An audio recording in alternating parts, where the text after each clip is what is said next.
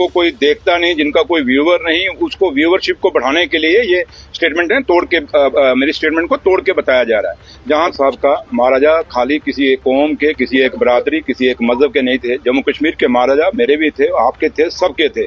और महाराजा साहब के लिए हमारे दिल में, मेरे दिल में और सबके दिलों में बहुत जगह है। और जो मेरी स्टेटमेंट है उसको तोड़ मरोड़ के कुछ लोग अपनी टीआरपी बढ़ाने के लिए और अपनी खबरें चलाने के लिए, और जिनको कोई देखता नहीं, जिनका कोई व्यूअर नहीं, उसको व्यूअरशिप को बढ़ाने के लिए ये स्टेटमेंट है तोड़ के मेरी स्टेटमेंट को तोड़ के बताया जा रहा है। जहां तक महाराजा साहब का ताल्लुक है, कल उमर साहब ने असेंबली के अंदर बिल्कुल क्लियर कर दिया है कि महाराजा साहब का क्या रोल था, 13 जुलाई का क्या हुआ था, उसके बाद महाराजा साहब ने क्या किया, सब कुछ उन्होंने अपना एक पूरा अपने भाषण में समेट दिया।